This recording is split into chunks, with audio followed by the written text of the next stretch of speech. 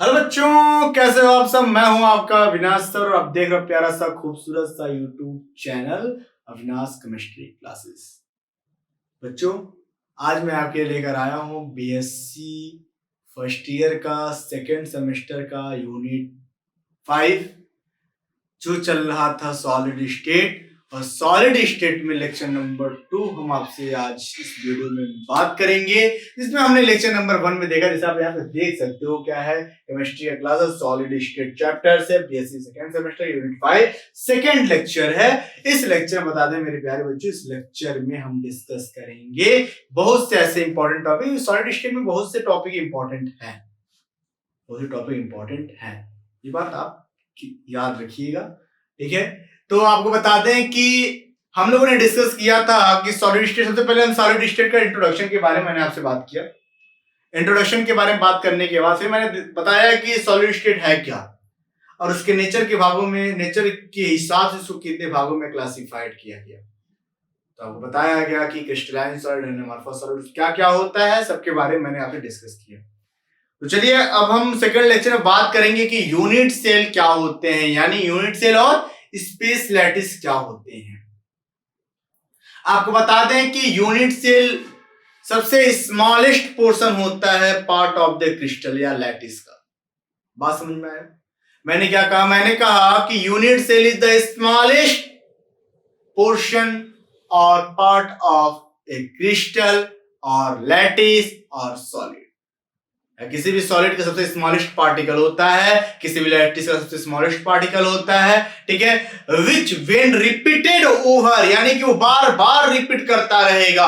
Which when repeated over again, when repeated over again firms space solidity. यानी अगर कोई हम बात करें, यदि मैं आपसे बात करूं, मैंने क्या कहा, जैसे मैं आपको एक बात समझा दूं कि मैं जो कह रहा हूं, बात ध्यान समझिएगा, मैं जो कह रहा हूं तो मैं बार बार कहता हूं ना कि इमेजिन करते रहिए भाई कि क्या मैं कह रहा हूं। मैंने कहा आपसे कि unit cell is the smallest portion of या पार्ट ऑफ ए क्रिस्टल और लैटिस। मतलब ये कि एक वॉल है, एक दीवार है, वो एक वॉल तैयार करने में एक एक ब्रिक्स की हेल्प लेना पड़ता है, यानी कि एक ईंटा की आवश्यकता पड़ती है। यानी कि ये जो इतना बड़ा दीवार आपको दिख रहा है, ये छोटे छोटे ईंटों से मिलकर बना हुआ है, छोटे छोटे ब्रिक्स से मिलकर ये वॉल का फॉर्म निर्माण हुआ है। आपको बता दें कि वो जो छोटा ब्रिक्स होगा वो इस पूरे वॉल का यूनिट होगा। वैसे ही एक स्पेस, एक लैटिस, एक सॉलिड स्टेट की, एक सॉलिड स्पेस के बारे में बात करें, उसका एक छोटा सा पार्टिकल ही उसका यूनिट सेल कहलाता है। उसका क्या कहलाता है? यूनिट सेल कहलाता है। यहां तक बात क्लियर है? कुछ नहीं है यार, बस ध्यान समझो, बीएससी वालों पर ध्यान दो यार कि मैं क्या रहा हूं, शब्दों का पकड़ बनाओ। मैंने बस यही कहा कि unit cell is the smallest position या स्मॉलेस्ट पर्सन और पार्ट ऑफ ए क्रिस्टल और लैटिस। बिल्कुल चिंता करिए, जो मैं नोट्स प्रोवाइड कर रहा हूं, नोट्स प्रोवाइड, जो मैं बोलूंगा वही मैं दूंगा, ठीक है। वही सेम टू सेम वही लाइन मैं आपको दूंगा, कुछ अलग से नहीं। मैं वही, इसलिए मैं वही चीज दूंगा क्योंकि मैं जो बताया रहूंगा, जो समझे रहेंगे, वही चीज आपको अगर मिलेगा तो पढ़ने और याद करने में बहुत आसानी होगी। मैं बार बार कहता हूं वन लाइनर बना के पढ़ा करिए। अगर एग्जांपल की बात करें, एग्जांपल में बहुत वन डायमेंशनल स्पेस लैटिस होगा, टू डायमेंशनल स्पेस लैटिस होगा, थ्री डायमेंशनल स्पेस लैटिस होगा। अरे 1D 2D 3D जानते हो भाई? अरे यार,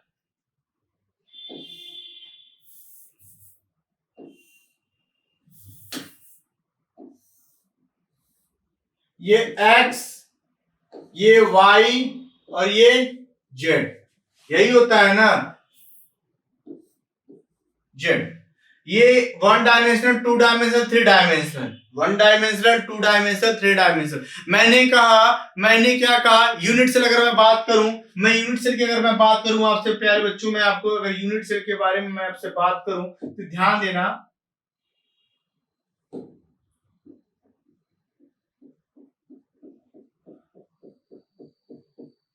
ये मैं बात करूं, ये पूरे एक डायरेक्शन की बात मैं कर रहा हूं ना, मैं वन डायमेंशन की बात कर रहा हूं ना, इसमें यूनिट सेल कितना होगा भाई? वन डायमेंशन की बात कर रहा हूं आपसे ना, तो इसका अगर मैं यूनिट सेल के बारे में बात करूं तो इतने का ये जो होगा ये जो आप देख रहे हो भाई, ये ध्यान दो यार, ये बना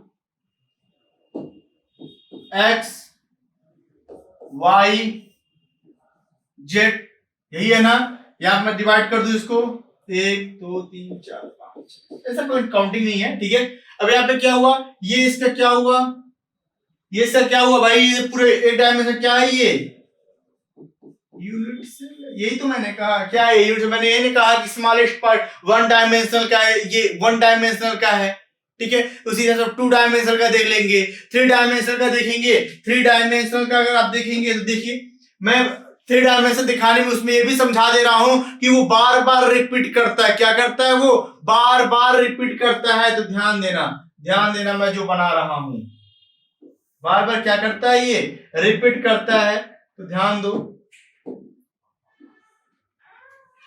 ये हुआ, ये हुआ,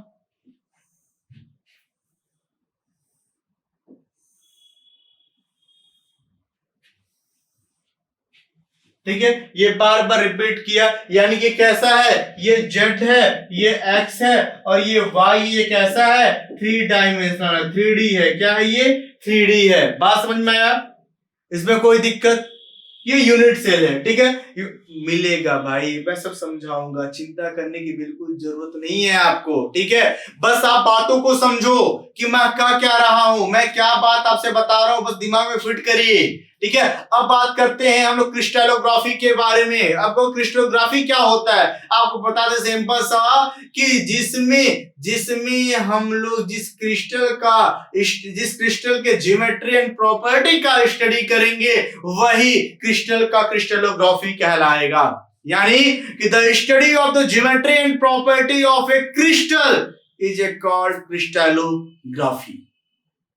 बात समझ में आया मैं क्या कह रहा हूं, कि क्रिस्टलोग्राफी वो है कि जिसमें क्रिस्टल के प्रॉपर्टीज, क्रिस्टल के ज्योमेट्री के बारे में स्टडी किया जाता है, वो क्रिस्टलोग्राफी कहलाता है।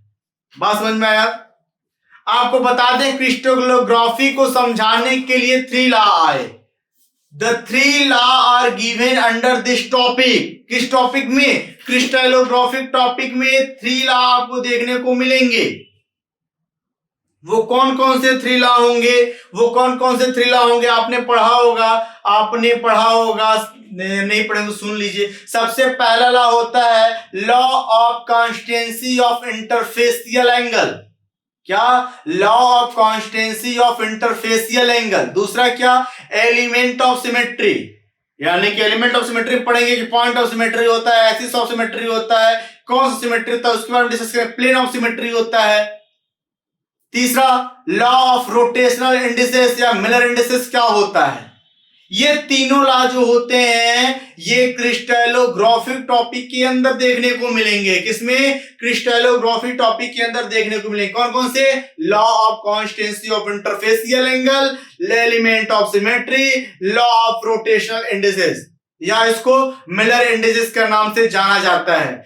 क्या होता है law of constancy of interfacial angle, इसको जानने से पहले आप थोड़ा सा लिख लीजिए। Unit cell is the smallest portion और part of a crystal lattice solid which when repeated over again from a space solid और लैटिस। तो आप सिंपल से यहां पे बना सकते हैं, क्या बना सकते हैं, ये x हो गया, ये z हो गया, ये y हो गया। 3 डायमेंशन का बनाएंगे, 3 डायमेंशन का स्ट्रक्चर आप बनाएंगे तो क्या होगा, बार बार रिपीट करता है, रिपीटेड अगेन रिपीट हुआ। ये क्या है, 3D है, ये यूनिट सेल है। यानी कि ये 3 डायमेंशन में एक यूनिट क्या होगा, 1 यूनिट, 2 यूनिट, 3 यूनिट, ठीक है। देख रहे हैं ना यहाँ पे, ये इसका क्या छोटा सा यूनिट होगा, यानी कि डायमेंशन में आएगा। ये बात समझ में आया। आगे देखो मैंने बताया क्रिस्टलोग्राफी क्या होता है कि द स्टडी, देखो मैं वही सिंपल सा लैंग्वेज आपको दे रहा हूं क्या, कि the study of geometry and properties of a crystal is called crystallography. यानी कि जिस क्रिस्टलोग्राफी के अंदर जिसमें क्रिस्टल के ज्योमेट्री एंड प्रॉपर्टीज के बारे में स्टडी करेंगे वो क्रिस्टलोग्राफी कहलाएगा। The 3 law topic are given under this topic. वो कौन कौन से टॉपिक हैं? तो पहला देखिए law of constancy of interfacial angle, दूसरा एलिमेंट ऑफ सिमेट्री, तीसरा law of rotational indices and mirror indices. ये पहले इसको नोट करो, फिर हम बात करते हैं लॉ ऑफ इंटरफेसियल एंगल क्या होता है, लॉ ऑफ इंटरफेसियल या law of constancy of interfacial angle क्या होता है। नोट करो फटाफट।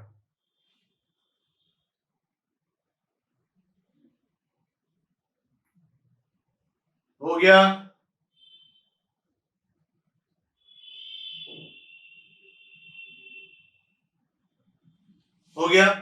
चलिए अब बात करते हैं हम law of constancy of interfacial angle क्या होता है।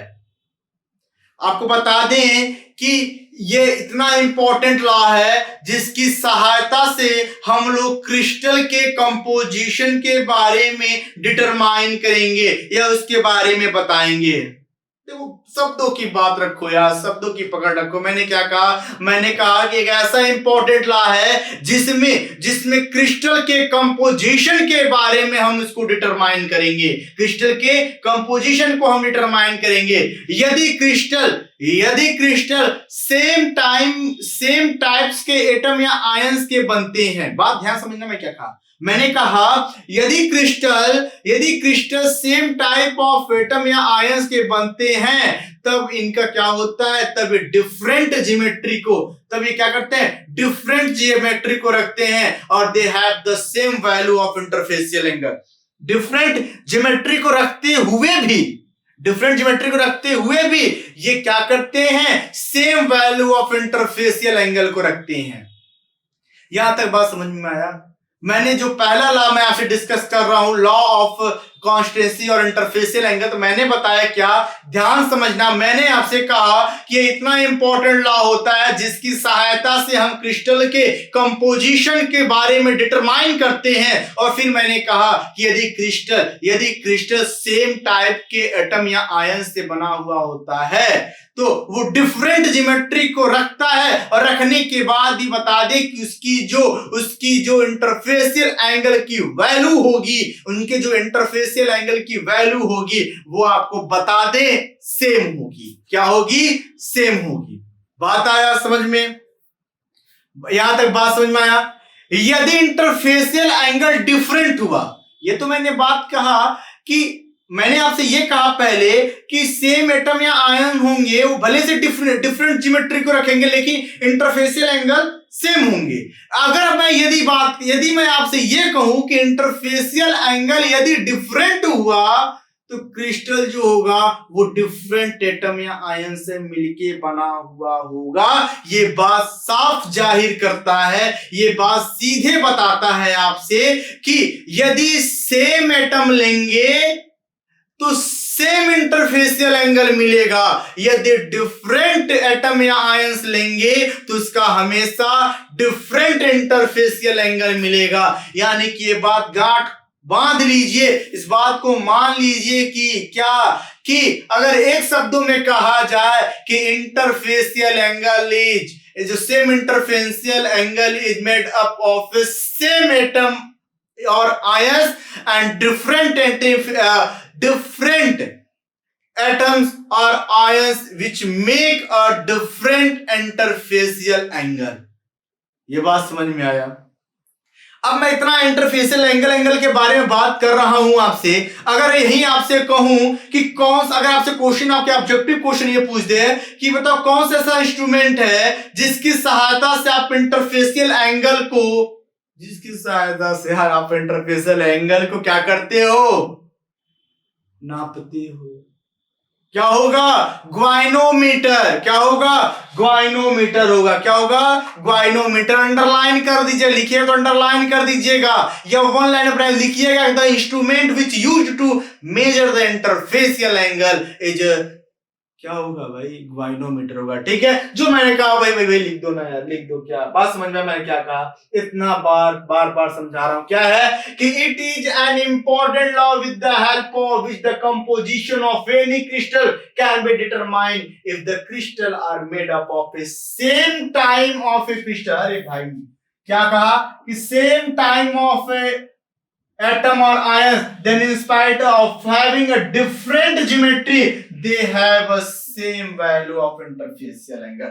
If यदि interfacial angle different आपको देखने को मिलता है तो वो क्या होंगे, different atom या ions को बनाएंगे। बस वो इतना आसान है, कुछ नहीं है, कुछ नहीं है। और मैंने सबसे बड़ी बात देखो यार, क्वेश्चन वन लाइनर का तरीका देखो, क्या कहा, the instrument which use to the interfacial angle measure the goniometer. अरे वाह, कितना शानदार वन लाइनर का। ये क्वेश्चन पूछ भी सकता है क्या कि कौन सा ऐसा इंस्ट्रूमेंट है जो इंटरफेसियल एंगल को मेजर करता है, क्या होगा, ग्वाइनोमीटर होगा। क्या होगा, ग्वाइनोमीटर होगा। ठीक है, लिखना, देख लो भैया, लिख लो लिख लो।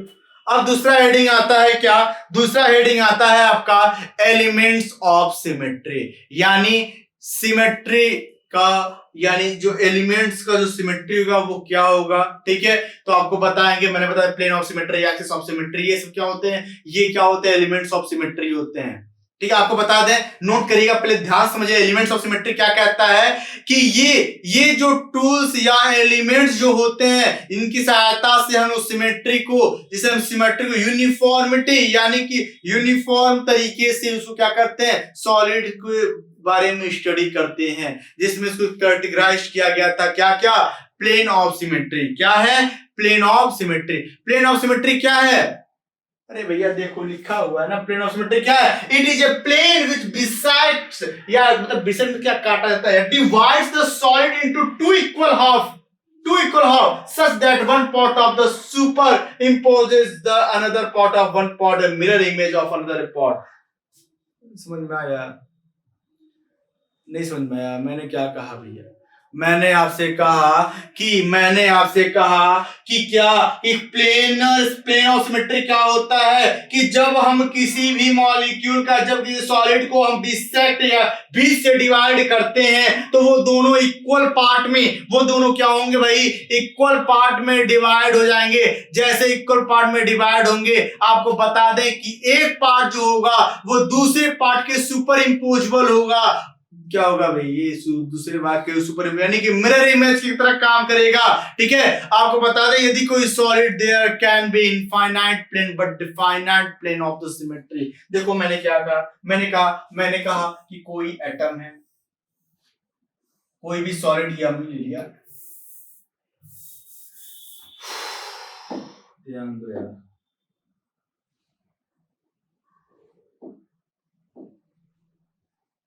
ध्यान दो, कोई भी हमने क्या कर दिया, ये ले लिया,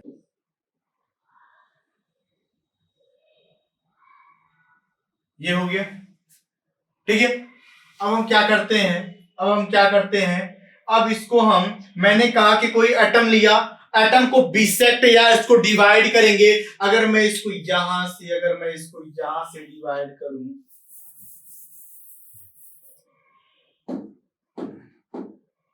अगर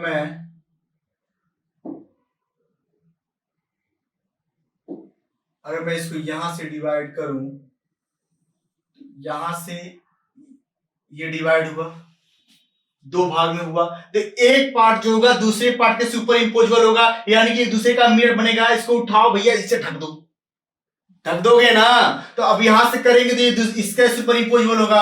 अगर मैं यहां से कट लगाऊं तो ये इसके सुपर इम्पोजेबल होगा कि नहीं होगा? अरे तू भी बताओ यार, अगर मैं इसको यहां से,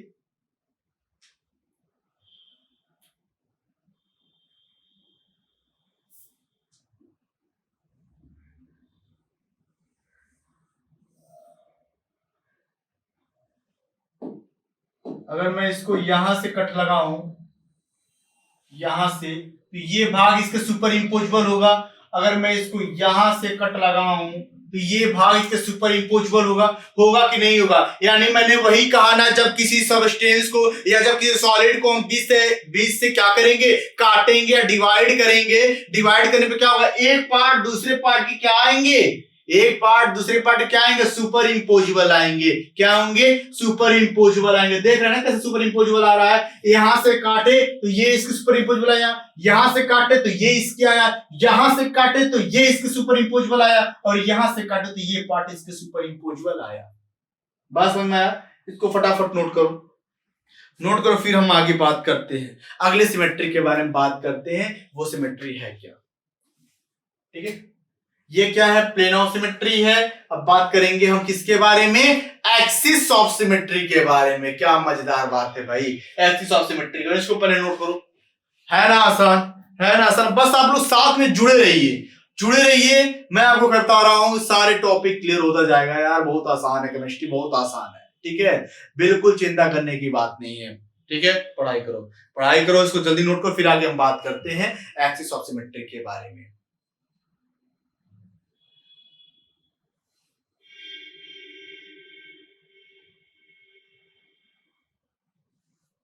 ये भी बना लो, जो मैंने कहा उसको बना लो,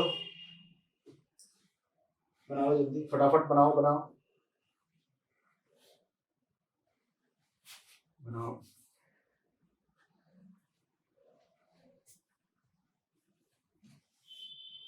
हो गया। अब चलो, अब बात करते हैं हम एक्सिस ऑफ सिमेट्री। एक्सिस का मतलब समझ क्या होता है, एक छोर पकड़ लो भैया, किसी का एक छोर। एक्सिस ऑफ सिमेट्री, ना चाहते रहो ना चाहते रहो। तो हम बात करते हैं, axis is a line along which crystal is rotated। Axis एक ऐसा लाइन है जिसपे किसी क्रिस्टल को हम रोटेट करते चले जा रहे हैं। जैसे मैं क्या बताऊंगा आपको, जैसे ध्यान दो, ये मान जाइए, ये क्या है, ये एक्सिस है। ठीक है, इसके थ्रू हम इस पेज को ले लेते हैं। ये कोई क्या है, ये क्या है, ये देखो क्या है, ये एक्सिस ऑफ सिमेट्री है, ये एक्सिस ऑफ सिमेट्री है, ये है ना। अब यहाँ पे क्या है, अब इसके अलोंग ये क्या है, ये एक्सिस है, ये इसके अलोंग क्या है, ये एक्सिस है ना, है ना, अलोंग ऑफ एक्सिस। अब इसको हम रोटेट करें, ये कोई सॉलिड है, ये अलोंग द एक्सिस है, ये क्या है, इसका ऊपर भाग एक्सिस है। अब इसको हम रोटेट करते जाएंगे, रोटेट करते जाएंगे, रोटेट करते जाएंगे, तो आपको क्या देखने को मिलेगा, ये पूरा एक समय, एक तो आप ऐसे देखे थे, ऐसे देखे थे, एक बार ऐसे रोटेट किया, इधर गया, फिर इधर रोटेट किया, दूसरा सेकंड थर्ड राउंड में इधर रोटेट किया, फोर्थ राउंड में फिर अपने इनिशियल स्टेट में आ गया। यानी कि ये क्या, एक्सिस ऑफ सिमेट्री, यानी कि यहां से हम रोटेट करते जा रहे हैं। यानी कि टोटल कितना घुमा, 360 डिग्री घुमा ना, 360 डिग्री रोटेट किया ना। अरे भैया ये है ना, यहां किया 90 डिग्री, यहां 80 डिग्री, फिर यहां कितना होगा, अरे भैया कितना होगा, 270 डिग्री होगा, फिर यहां पे जा कितना होगा, 360 डिग्री होगा। यानी कि टोटल रोटेट कर 360 डिग्री होगा। आपको बता दें कि एक axis is a line along which A crystal is rotated.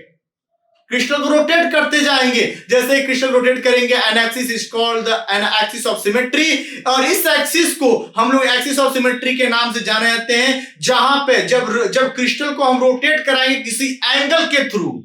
क्या मैंने कहा, जब क्रिस्टल को किसी एंगल के थ्रू हमने रोटेट कराएंगे, जैसे मैंने माना कि जो एंगल होगा वो क्या होगा, थीटा होगा। क्या होगा, थीटा होगा। उस थीटा के जब हम रोटेट कराएंगे तो हमें क्या प्राप्त होगा, कि ये प्राप्त होगा कि उनकी ज्योमेट्री और उनके शेप जो होंगे क्या होंगे, सेम होंगे। शेप और ज्योमेट्री जो होगा उनका क्या होगा, सेम होगा। ठीक है, बात समझ में आया। एक्सिस ऑफ सिमेट्री क्या है कि जब किसी एक्सिस के थ्रू, किसी एक्सिस ऑफ लाइन के थ्रू हम किसी सबस्टेट को रोटेट करते जा रहे हैं, वो रोटेट ऑफ सिमेट्री कहलाएगा। और जब सिमेट्री किसी एंगल से ही रोटेट करेगा तो मैंने माना कि एंगल क्या है, वो थीटा है। तो आपने देखा कि जब मैंने इस पेज को 360 डिग्री पर रोटेट किया, तो पहले मैंने इधर, फिर इधर, फिर इधर, फिर इधर, यानी 360 डिग्री रोटेट किया। यानी कि the axis of symmetry are given a name depending on the number of same appearance or rotating the crystal by total angle कितना था, total angle कितना रोटेट किया भैया, टोटल हमने रोटेट किया है कितना 360 डिग्री, 360 डिग्री हमने क्या किया है, रोटेट किया है। अगर मैं एग्जांपल लूं, अगर मैं एक एग्जांपल में कहूं कि इफ क्वेश्चन दे दूं, if theta is equal to 180 degree, 180 degree, then the total number of appearance बताइए कितनी बार घुमा है। यानी क्वेश्चन मैं आपको दे दूं, ये तो हो गया, यहां देखो मैं क्वेश्चन दे दूं, क्वेश्चन क्या है, if theta is equal to 180 degree, then the total number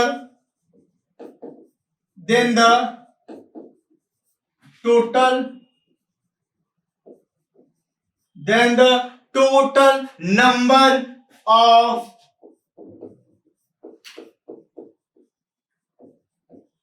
appearance, if the theta of 180 degree, then the total number of appearance, यहां पहले दो, फाइंड आउट इफ थीटा, यानी कि आपको बताना है कि 180 डिग्री हुआ तो क्या होगा, तो आपने क्या लिखा था कि थीटा इक्वल टू क्या होगा 100, टोटल कितना होता है 360 डिग्री होता है, 180 डिग्री दिया हुआ है, डिवाइड कर देंगे 2, यानी कि 2 बार रोटेट करेंगे, क्या होगा 2 बार रोटेट करेंगे तो ये 360 डिग्री पे आ जाएगा। यानी कि एक बार हमने ऐसे लाया, फिर मैंने इसको पढ़ के ऐसे कर दो, अगर यहीं पे मैं इसको डिवाइड कर कितनी बार रोटेट किए, रोटेशन निकाला जाता है, इससे क्या कहता है, रोटेशन निकाला जाता है। बात समझ में आया, यहां तक बात समझ में आया।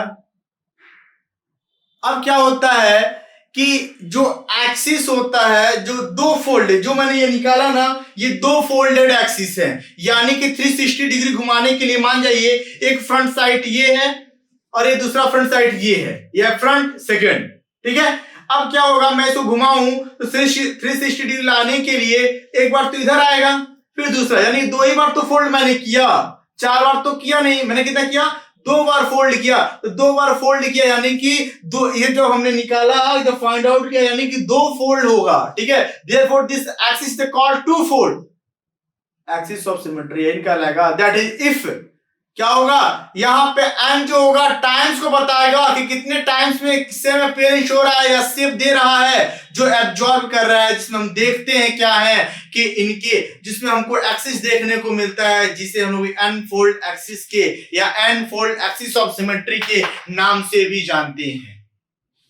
एंड फोल्ड, ये बात समझ में आया। एक्सिस ऑफ सिमेट्री क्या होता है, मैंने सबसे पहले बताया एक्सिस ऑफ सिमेट्री में क्या होगा, जब किसी स्टेट को हम रोटेट करते हैं, टोटल रोटेट करेंगे, वो एक्सिस ऑफ सिमेट्री कहलाएगा। टोटल रोटेट 360 डिग्री पे होता है, 360 डिग्री पे मैंने उसी में एक क्वेश्चन बताया, क्वेश्चन में क्या कहा कि find out the value of the theta is equal to 180 degree, then the total number of appearance, तो theta is equal to find out कर दे 360 degree upon 180 degree is equal to 2। अगर अगर यहीं पे थीटा की वैल्यू 90 डिग्री दी रहती तो आप क्या निकालते, 360 डिग्री अपॉन 90 डिग्री, यानी कि 4 टाइम्स फोल्ड होता, ठीक है। तो आप ऐसे भी कह सकते हो कि किसी भी crystal 2, 3, 4 and 6 fold axis of symmetry में होते हैं, 2, 4 या 3 या 6 फोल्ड एक्सिस ऑफ सिमेट्री होते हैं। ये बात समझ में आया, फटाफट नोट कर लो। मैंने क्या कहा, एक्सिस ऑफ सिमेट्री मैंने बताया कि axis is a line along which A crystal is rotated, एक ऐसा लाइन है जिसमें क्रिस्टल रोटेट कर रहा है, जैसे क्रिस्टल रोटेट कर रहा है, and axis is called the axis of symmetry.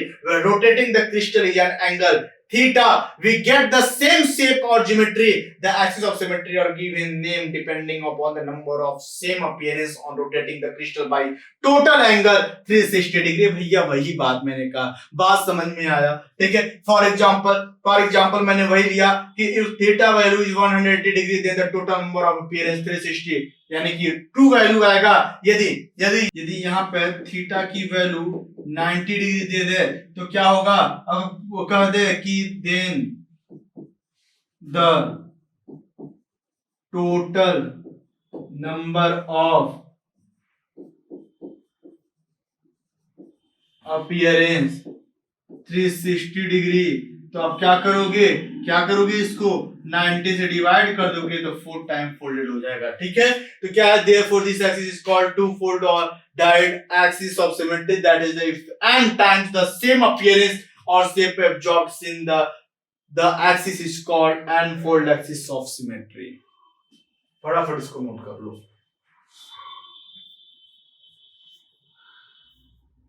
हो गया, आगे देखो।